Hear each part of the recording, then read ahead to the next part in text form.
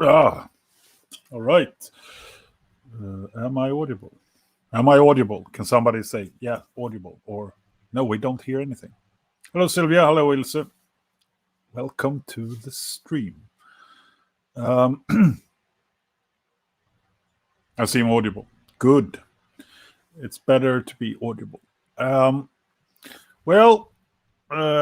Today it is July the 19th, 2021. Still pandemic.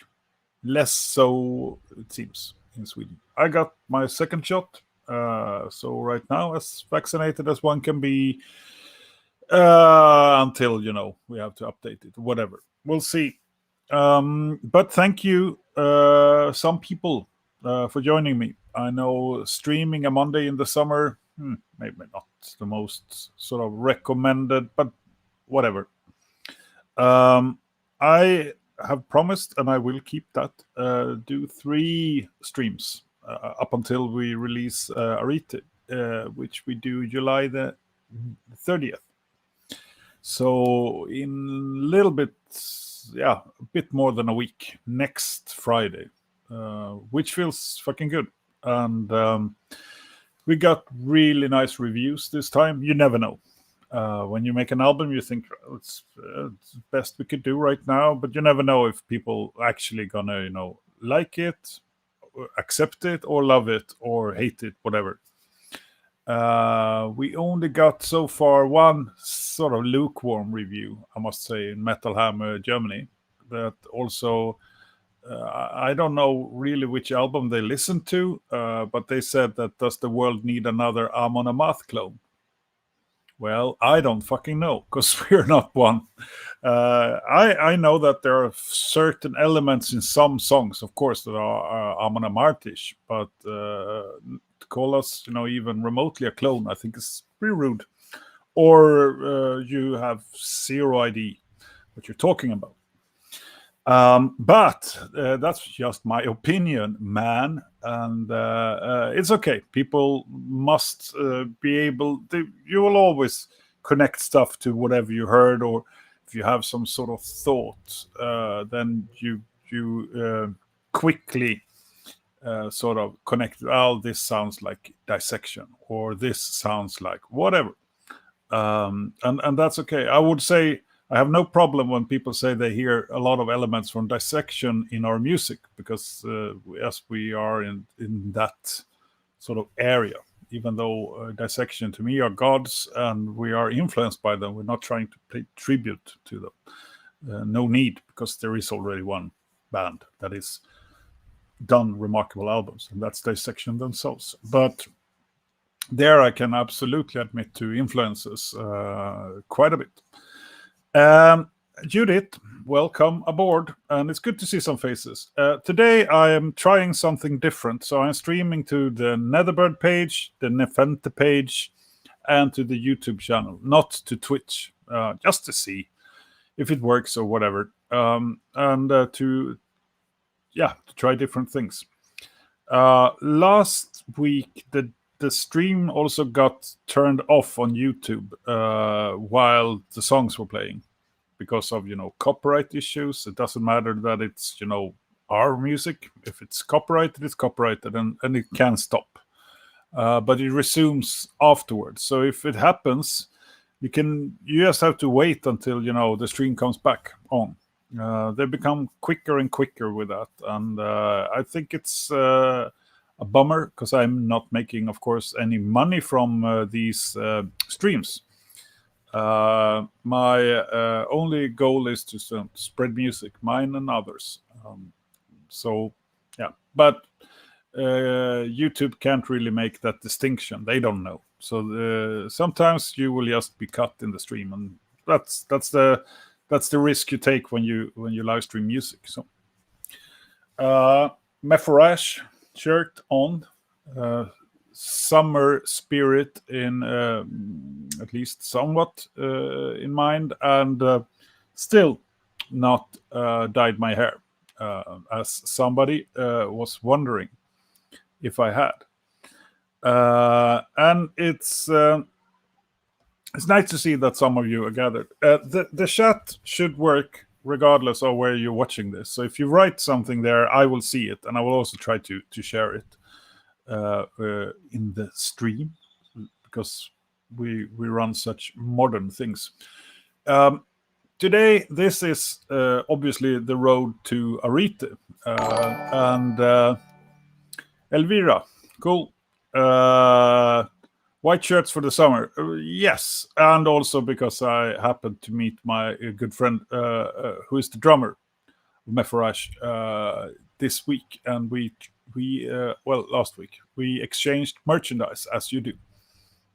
So that's why I have a shirt, which is new and fresh, just for the stream. I don't really know. And Ian, hey, hello. And our white shirts for the summer, I have no idea. I only have black shirts and a few white, and they all tend to be metal related, more or less. So that's me. As you can see, I'm back home. So my tenure with the cat is over, and I have some art from Daria, who is a marvelous artist. There, somewhere they are, and some guitars that I don't play much, but I should, but I don't. Well, this is the road to Arete, and it's not just going to be me talking. I've been very pedagogical. So the road to Arete, whenever you write an album, you're actually not starting where you are. You started many, many years ago. The album that we write today would have been different if we didn't write all the previous stuff. What we learned there, what we did right, what we did wrong. So actually, the road to Arete starts in 2004. You could even count it earlier, because all three of us worked together in previous, in different roles with another band called Fear the Future. So it's even longer. But the road to Arete started in 2004. And I've done a little bit of a...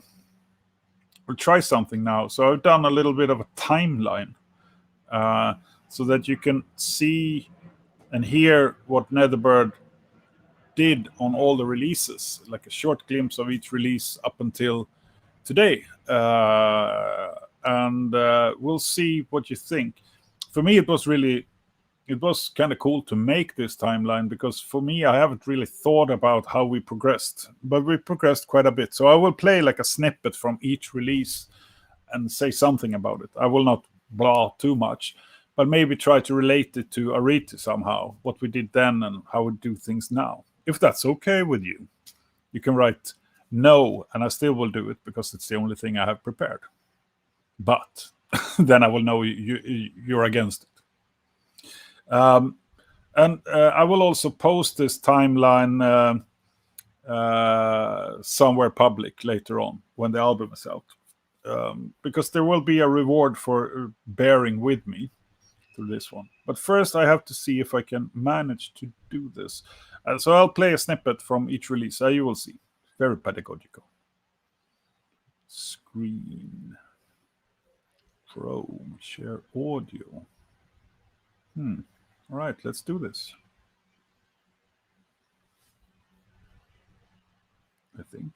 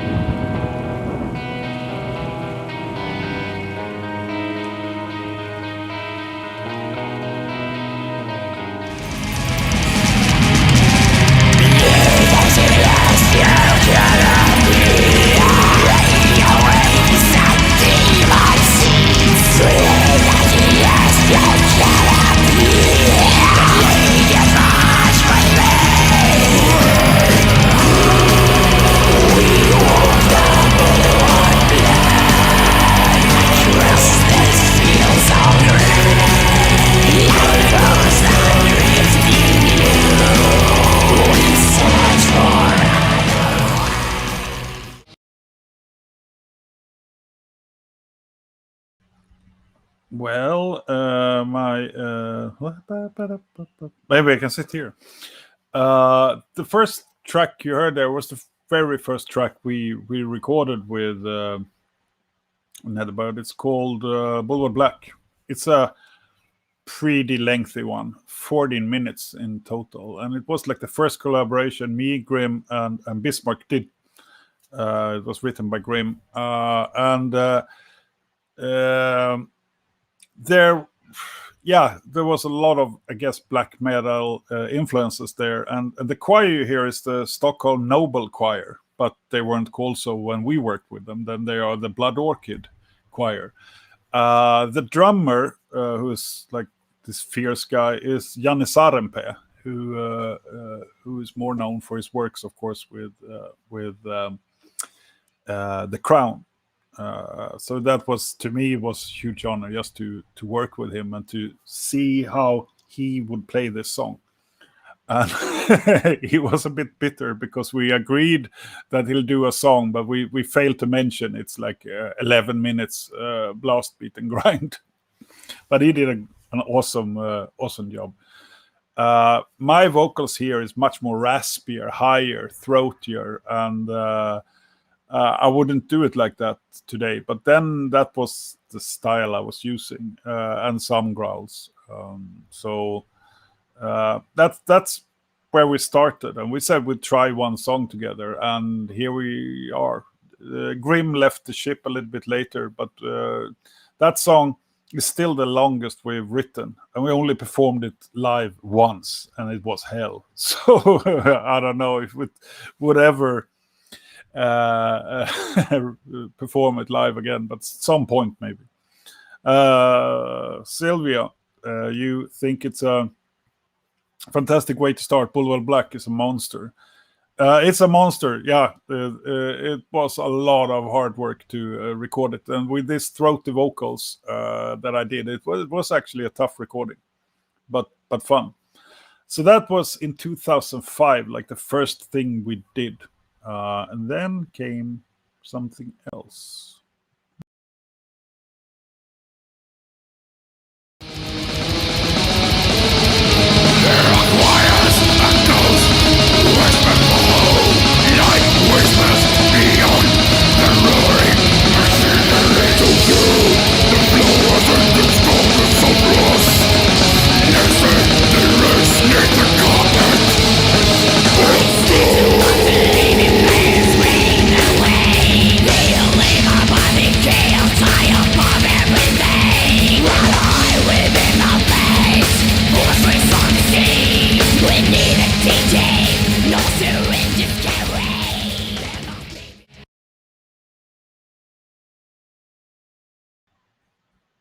Yeah, Blood Orchid that we recorded a year after that was also really fun.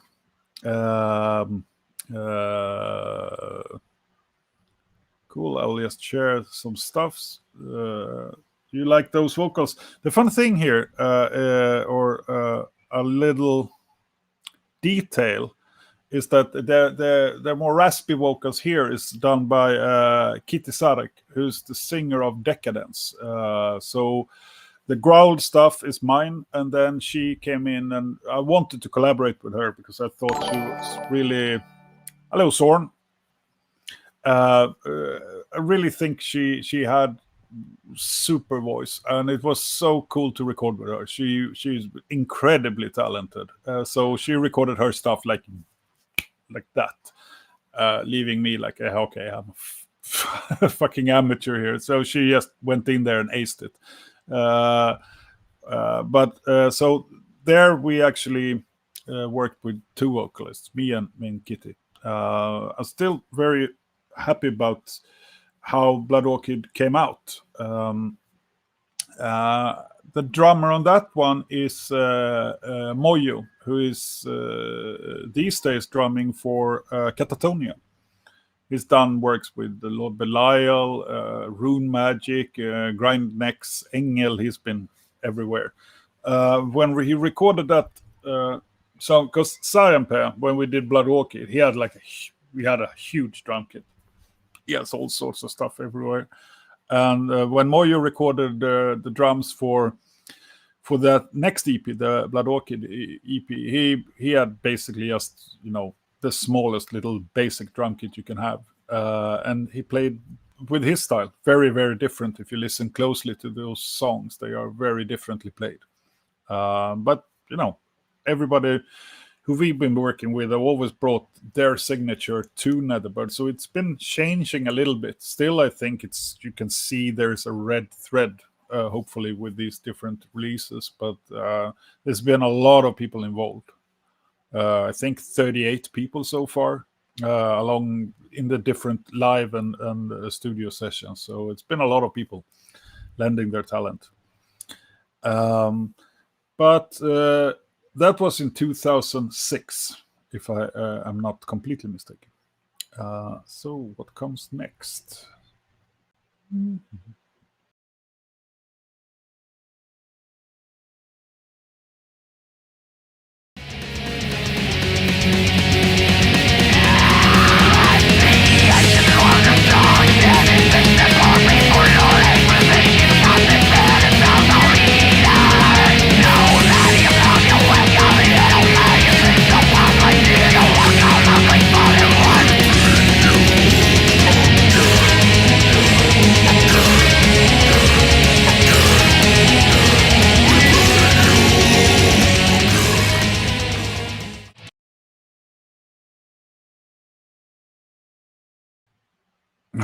Here I am again.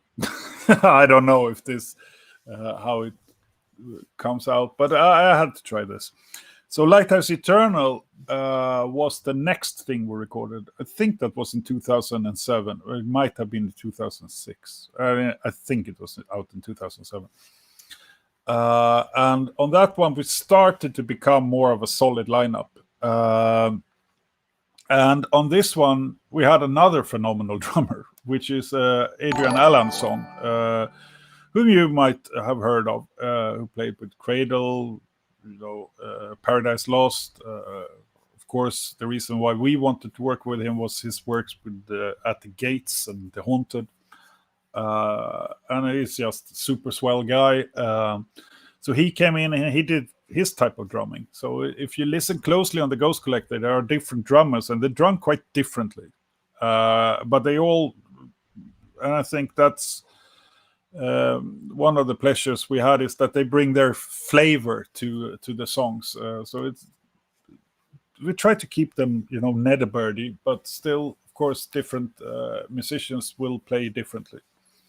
And then this was the time when we had, for the first time, like more permanent bassist. No, we didn't on this one. I'm lying. Well, whatever. And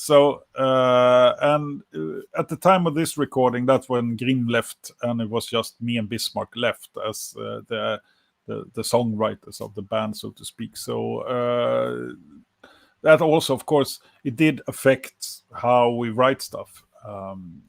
But this is, I spoke about it last week, but if the passion is not really there, it's too much work, so you can't expect people to keep doing it. But this was also a really fun experience, of course, to work with Adrian for the first time. He stayed on as the drummer for quite some time after this. But we never played live with this lineup either. So it was still sort of a studio project. And here on this EP, I used more distorted vocals, like distortion, actually recorded distortion. So, and because I couldn't find any mid range that I thought sounded nice. So then we did the distortion. These days, I would love to have done it differently. But this is like what I say, Arete becomes the album it becomes because of all of these past things I've tried. So here I was still doing very low growl, very high pitched screams, distorted ones. So, but it's a long time ago now. It's 14 fucking years. But yeah, and feel free to comment in the chat if you have questions or whatever. So that was 2007. see what we have next.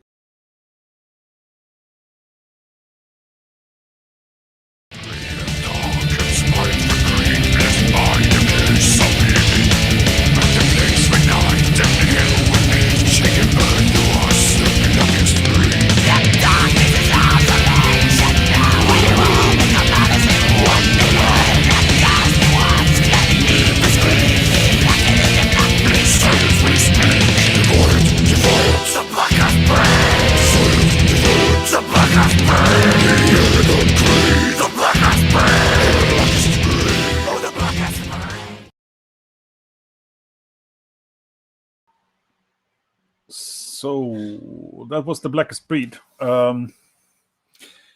It's there definitely there was some sort of progression from this the previous more long soundscape songs to more current, more structured songwriting. We would have not done it like that today, but in those days we wanted to do things more concise, not these 8-minute blobs of songs, but more trying to keep it, verse, chorus, bridge stuff. And the Blackest Breed is, I guess, you can say that it was our first hit. So a lot of people caught on to it. And you can hear also there's more orchestral, like synthesizers used. Also more than we do today. But we experimented a lot with more symphonic elements at this time. And it's fun to see that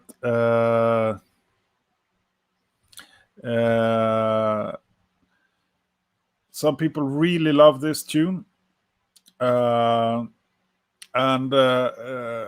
we have played it live many times, and I think it will always be there as some sort of encore tune for those that stuck around us for a long time. And it's very easy to play. It's a very simple song, so to speak, compared to a lot of the other stuff. Milena, hello, welcome. And like I said, we needed to make these songs like they were made in order to write what we do today, to sort of experiment with very long, very opusy, like 14-minute tracks down to like 3.5-minute, almost like hit songs or whatever, structured songs, to do the stuff we do today. So Blackest Breed is definitely, it's an important one, and it was also the first video we did, and we had some guys work so long to make. It's a lot of 3D and digital composing and stuff. So that video is it was a lot of work put into it by students at the university program, and it turned out nice. And in those days, that type of video production was extremely expensive, though we got it cheap. These days, now people can do it very cheaply, and if you have a talented person, they can make your Ronnie, hi. They can make such stuff happen, but in those days it was really tricky. So yeah, and that was also the Blackest Breed was part of the Ghost Collector, which was also the first album we released, which basically gathered a lot of the previous EPs and singles with some new tracks, Blackest Breed being one of them. And then it was released by a label in Singapore called Pulverized Records. I think they had high hopes for how much it would sell, and it didn't sell that much. But we're still grateful that they put it out. That version is on a digipack. It's been sold out since forever. So if you find it for a good price, that might be worth buying. And they're still out there in circulation somewhere, but it's out of print since forever. It's been re-released later on with the new artwork in a jewel case, the artwork that you saw there by Julia Pivien.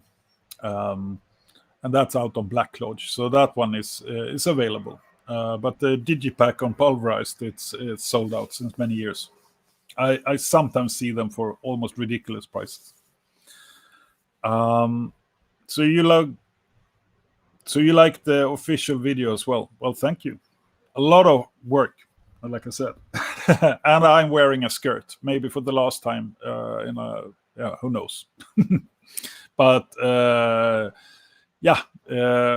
it was a fun video to make. It was 40 degrees in the rooms. We had a makeup artist, and she was almost crying because she had to work so hard to put on more makeup on these ugly men, and we were just sweating it off. Also, something you learn: use other type of makeup if it's 40 degrees, or not at all makeup. Yeah, whatever. I'll keep going with this little path. Let's see.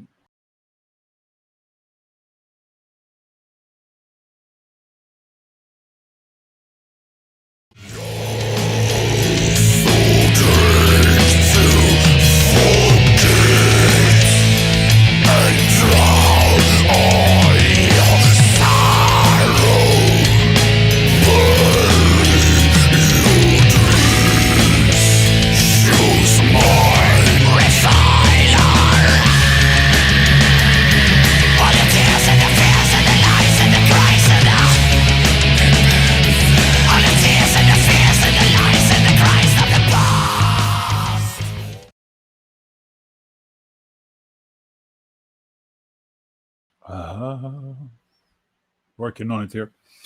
So that was Nephente, which is, of course, a song by Sentenced, and a song I took my nickname from, but I spelt it differently. By mistake first, and then it just stuck.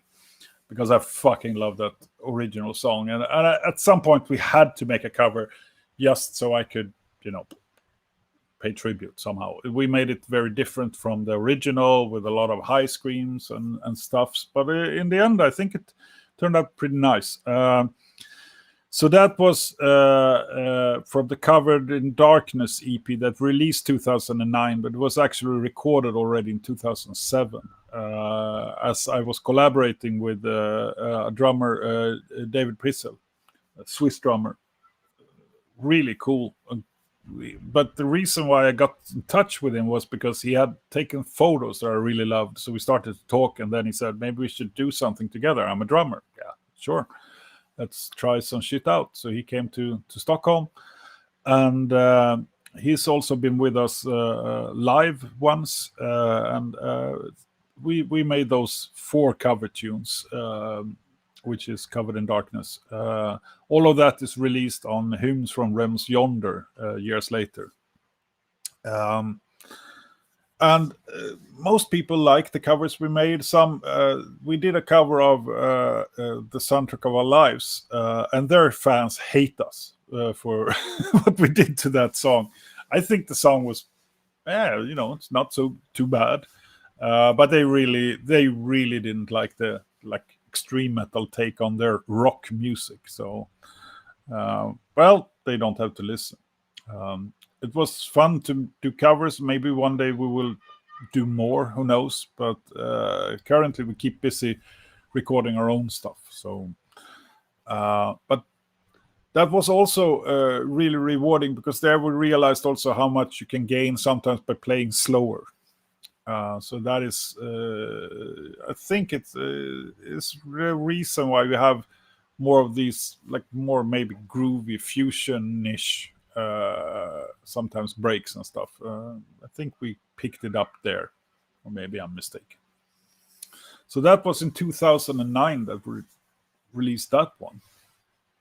And I guess you all died. It's very quiet in the chat, but feel free to write if you want to. I will continue this journey down memory lane.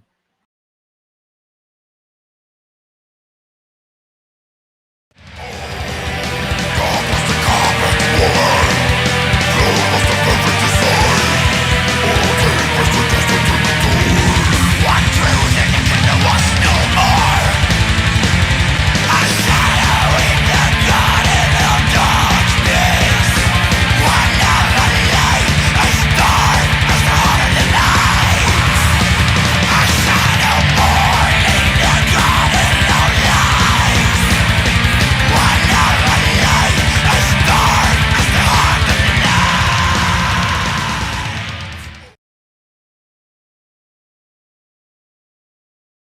Yeah, so that was Shadow in the Garden of Darkness from Monument Black Colossal that we released in 2010. It was the last album we did with Adrian as the drummer, due to, I mean, obviously he's in huge bands, and we would have loved to keep on working, of course, but it was simply scheduling, and we started to feel that we wanted to play live, and he was super busy with other stuff. So that was the last album we did together.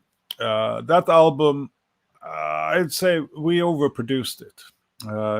We pushed everything should be so tight and precise, and just to show that we can do that. And we really, I think we think that we overdid it a little bit. It's a little bit too crispy, too I don't know,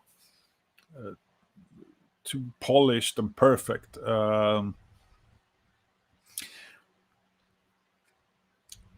But in the end, we learned a lot from that also. So that was sort of where we thought, no, fuck, we need to go more organic. We need to be more, I don't know, less perfection, looking at everything gridded. Is everything super tight, and more listen to the stuff and try to find more of a live feel in the stuff we did.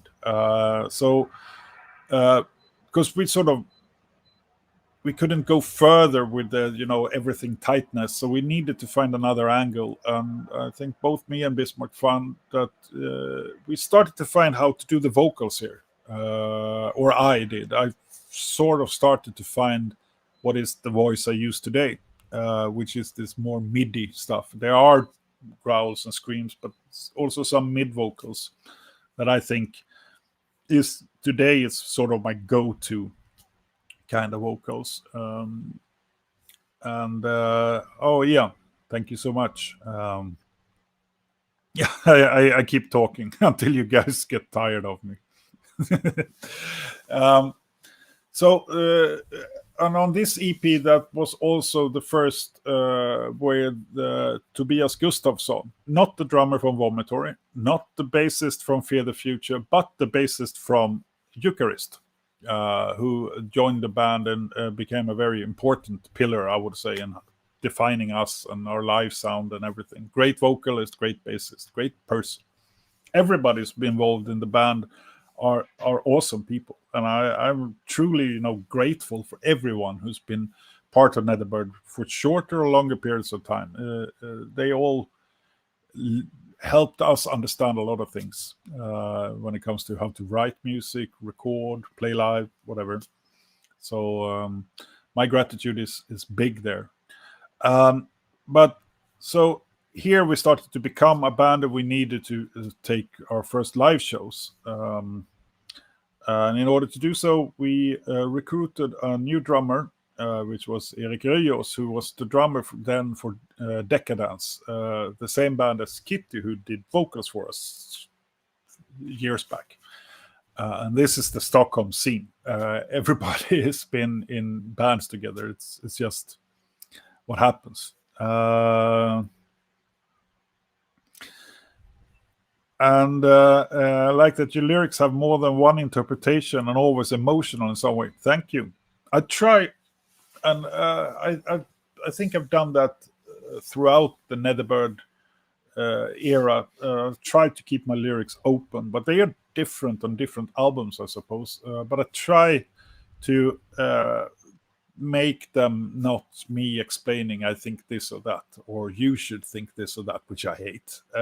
Rather, I try to present some thoughts or reflections or something, and hopefully you can make up your own mind on what it means to you. This is what I try. Sometimes I succeed, sometimes I don't. So let's see what you think about this next song.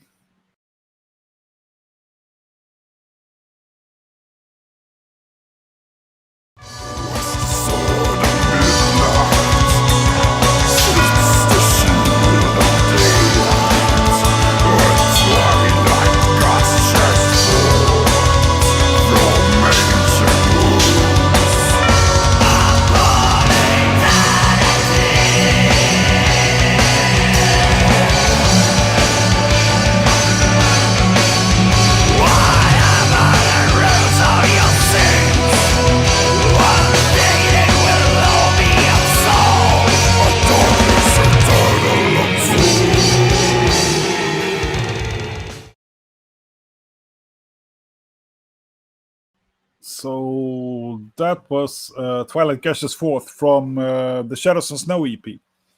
The first with Eric as a drummer, and also very much a step away from this super organic. There's much more Roy. It's much more dynamic in a way that we didn't try to make everything super gridded. So it has more of a groove. That goes with everything from drums to how we recorded guitars, and especially I'd say vocals, which are more loose here. But also here is really where I started to find confidence in, I want to sound like this, not trying to mimic someone else or, trying to impress with a big range. Rather trying to find emotion in how I sing and make sure that I support the lyrics with my performance. And also, it was, as many of you also seen here, that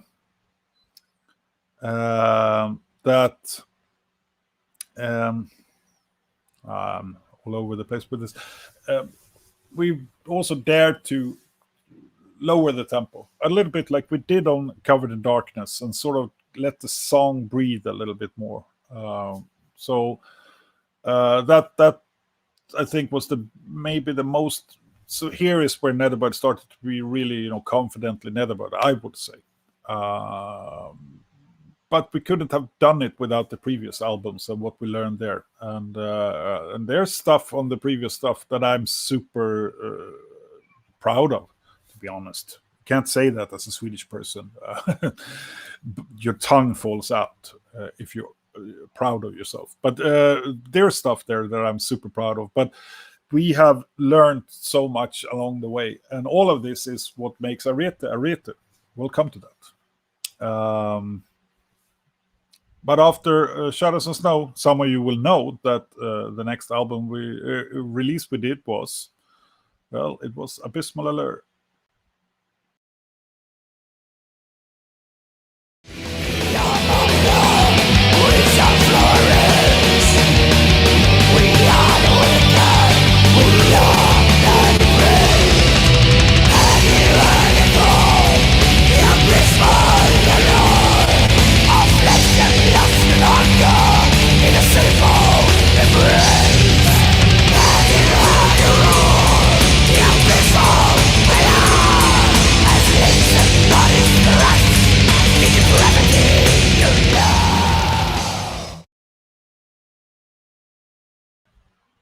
So on that EP, it's the exact same lineup as on the previous one. So that's when we started to, not change so much personnel between everything. And here we have a little bit more of the Wall of Sound sort of stuff going on. And it was meant to be 3 EPs: Shadows of Snow, Abysmal Allure, and then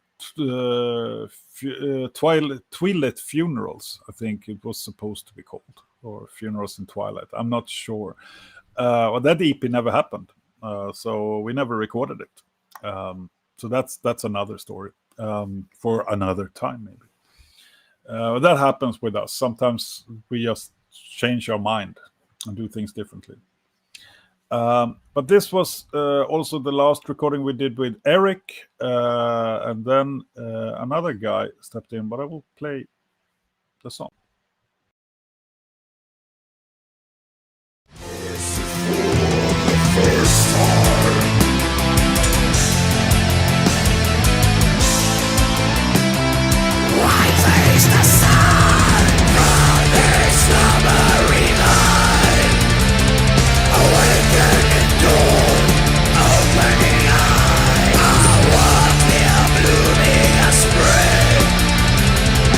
Evidence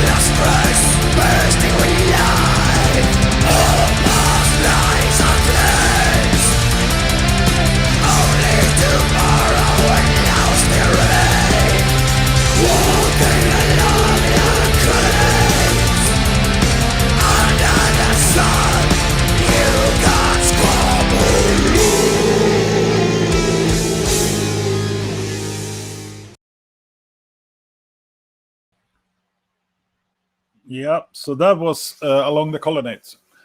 My tribute to the Swedish band Among the Colonnades, but nobody ever heard of them.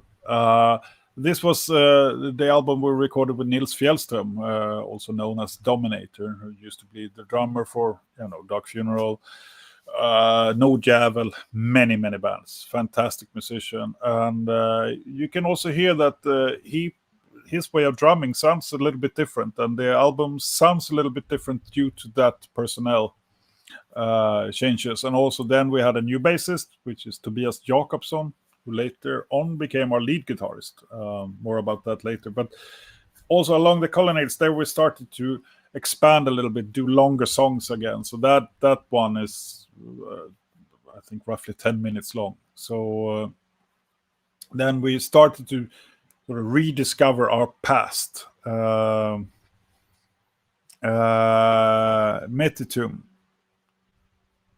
Yeah, he plays with several bands. He's amazing. He's almost too good for Netherbird, because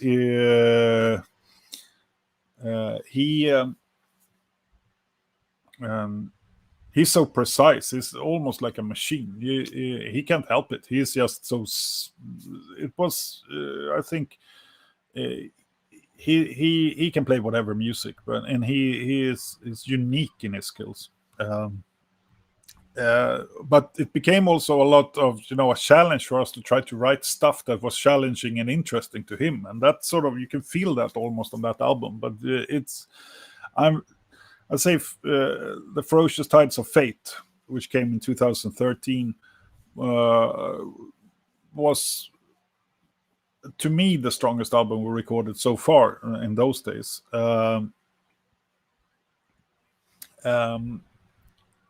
Yeah, Nils, he's a beast, and he really put his mark on that album. There are several songs there that are one takes, just incredible. But he also became very drum oriented, and we sort of, because we, of course, you write songs with the people in mind who will play them. So it's just, that's how it goes. So with him on, it becomes more drum oriented. But it's a fun album, and there are several songs there that we still play live. And there we started to also be, I think, still it's less synthesizers. They've sort of more and more came into the background, and we sort of started to toy with longer songs again. So how many drummers? I can come back with that. Many people in total. Like I said, I think 38 people have been part of Netherbird on a song or longer time. But the drummers have always been a place where we worked with many really talented drummers, and so that's fortunate. The unfortunate thing is that we cannot really present. It's not a livelihood to play in Netherbird. It's extremely complicated music, but still, of course, we don't make a ton of money when when we perform. We're underground band in that sense. But after that, now we're starting to become more to the recent things. So let me see.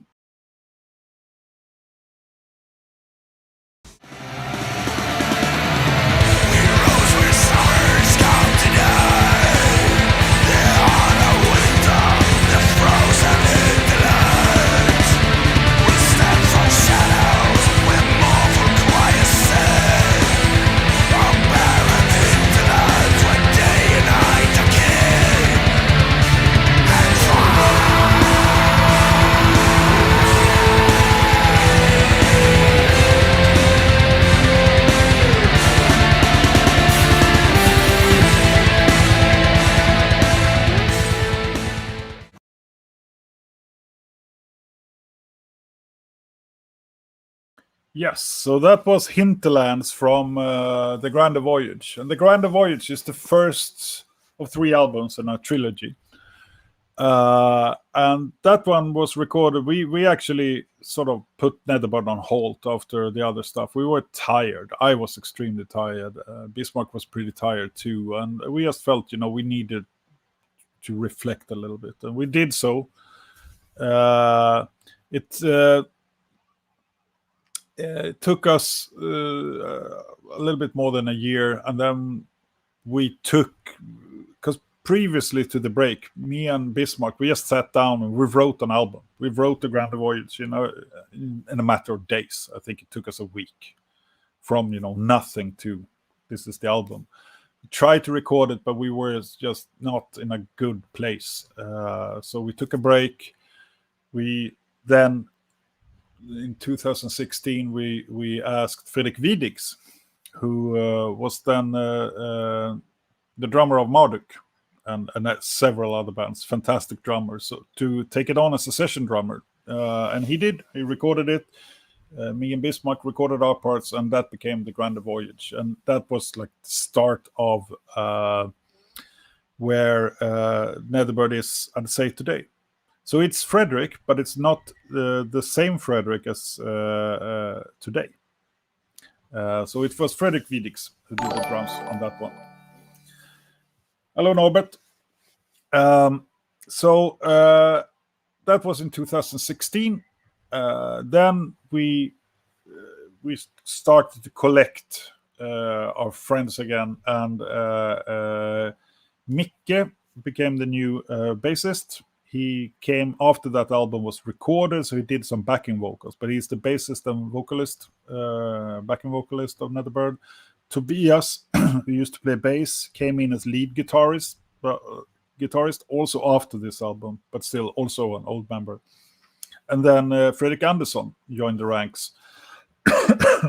So he's actually in the video for Windwards from that album, but he did not record the drums. I have to say there we started to not care too much anymore about what people expected from us. We just did that album, and we felt it was the best we've done. And from that point on, we just went more with a gut feeling than thinking too much. We've been overthinking and trying, but everything on that album couldn't have happened without all the previous stuff. But I think that album, it has gotten quite good reviews, quite a lot of plays, especially Pillars of the Sky. And I think it deserves to be heard, and I hope more people actually find their way to it. It's a little bit less, it's not this super punchy metal mix. It's more rocky, organic, and that I think makes some people not react on it. But I hope in time that production will also be seen for what it is. It's very airy, very analog, I would say. But after that one, we have to fast forward to 2019. We recorded.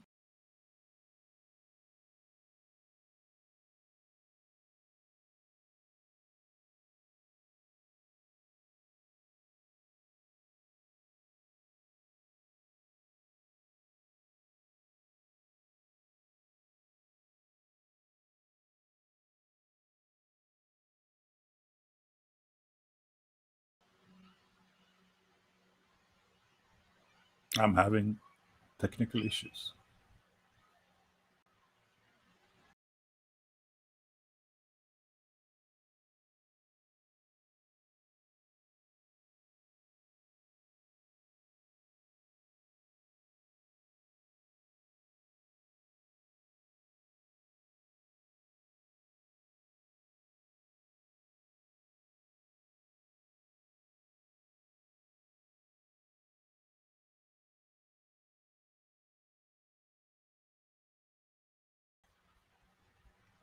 Don't know if I'm still on.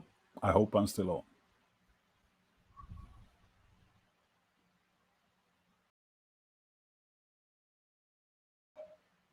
Am I on?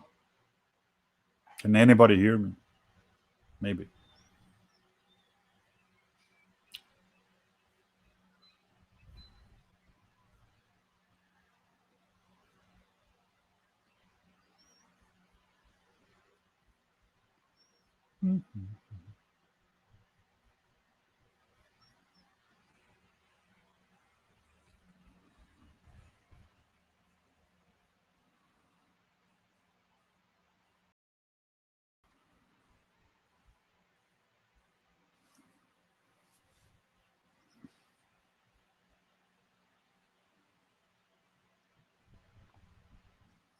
Well, and now we are.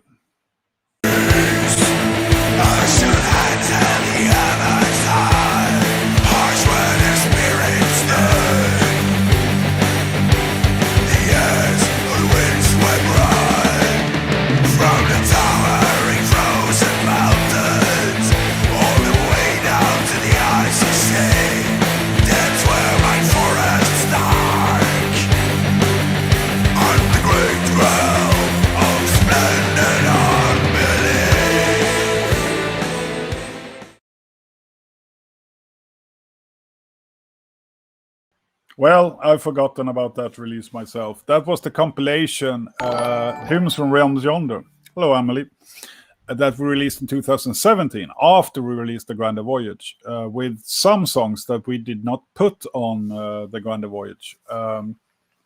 Much to the dismay of at least one German reviewer. He fucking hated it. But that was how it was. We wanted the Grande Voyage to be not too long. I don't want our albums to be too long. So then we put the leftover 2 songs from the Grande Voyage. They were B-sides on the singles. And everything we released previously on EPs and live, only online and so forth. So that became 78 minutes of music, which is Hymns from the Realms Yonder. So that's a compilation. So that's also Fredrik Vidix that you heard on drums there. And that song, I can say, if you listen to that, yeah, there is some Amon influences, some heathen, pagan influences. And why not? We're Scandinavian after all. So now we come to the previous album. If everything goes well. I had some glitch in my web browser or whatever. Let's see.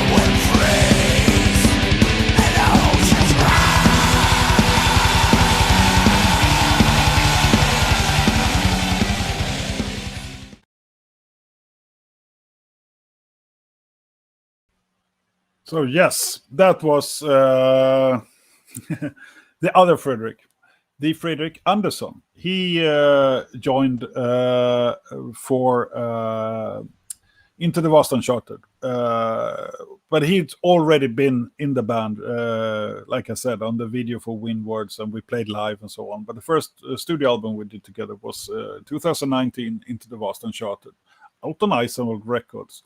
That was the second album in the trilogy. If you must, it's like the Grande Voyage Into the Vast Uncharted Arete. Now we heard it. It's a trilogy and it's a sentence. So it makes sense. And on this album, I think we got more production added by Finnish drummer and producer Hilli, who made the production. I think he did a good job, and it was then Don Svane at Unisound who mastered it. And so that album, and that was the first time we worked with an outside producer, and I think it did us good. So we learned that we get a lot of more. We get a better end result with an external set of ears and hands that will do the final adjusting on stuff, and also to take those decisions that are so hard to take yourself.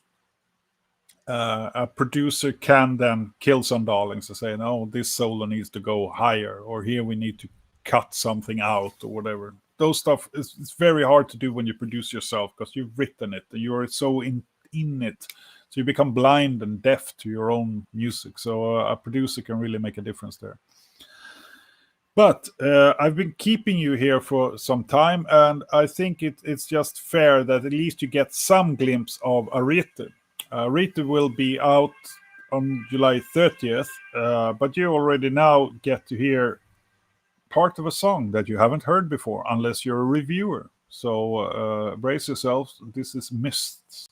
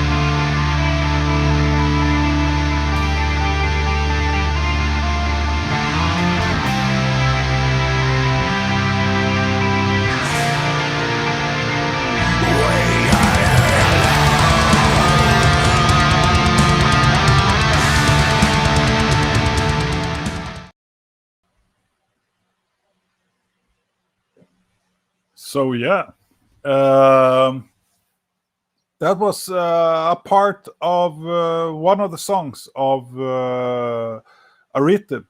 You get to hear all of it by the end of next week. But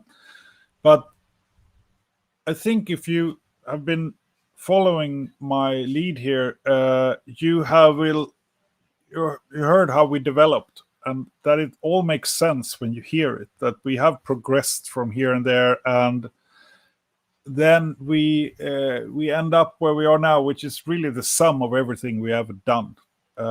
More of some stuff, but there's hints of everything that we've done. Stuff that we learned from the Covered in Darkness to Shadows and Snow with its more dynamic production, to the varied vocals that we had a lot in the beginning and then we didn't use so much. All of that is sort of now there. And I will just share some thoughts.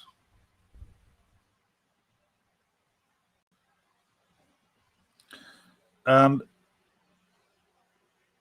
I'm happy that some of you actually managed to stay on for such a long talk about just stuff we've done.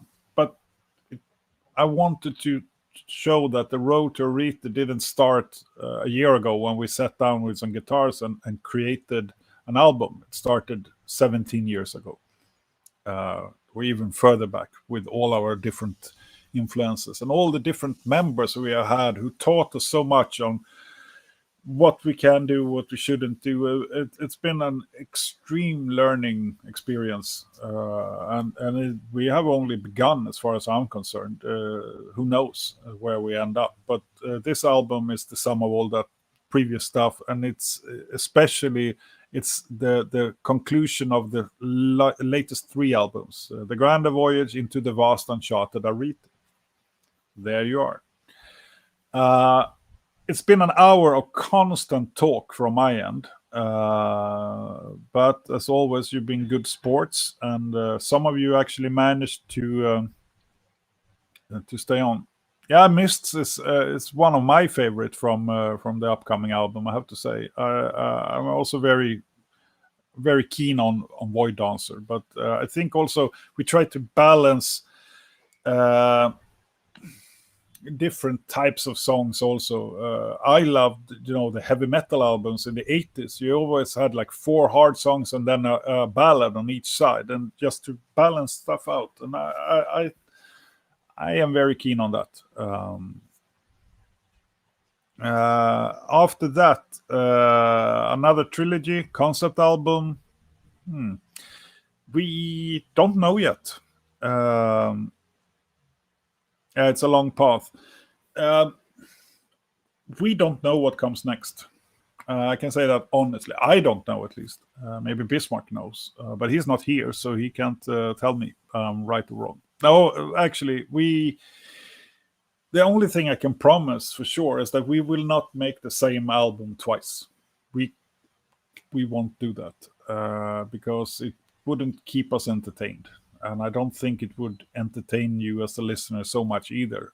So we need to evolve, but we try to do it not very fast. If you look now for 17 years, there's a huge difference between Boulevard Black and to Arete. But if we would have taken that step at once, it would have made no sense. But now I think you can find some red thread or some silver thread goes through this various stuff to where we are now from where it all began. And we have a Total Darkness promotion. Nephente is back. The world is okay again. I wouldn't say so. I'd say when I'm online, the world is not okay. That's why I'm... No, kidding. Good to see you. So basically, in conclusion, that is what I had intended to say and to share with you guys. I was also promising that I'd talk a little bit about lyrics, but I will do that next Monday because an hour is an hour.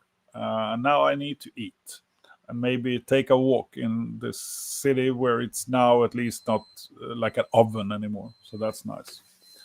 And thank you all so much for joining me on this, little stream. I'll do one more next week, and then I'm checking out how to stream on sort of a regular basis from autumn, I guess. But we'll see. Tack, merci, danke sehr, tack, and see you all soon. Feel free always to communicate if you want to. You can send an email, nephente@netherbird.com, or you can hit me up on Facebook or Twitter, wherever. You're always welcome. And stay safe, everyone, and have fun. Summer is here, and hopefully we are a little bit closer to the end of this crazy times we've been living in. And see you soon. Cheers.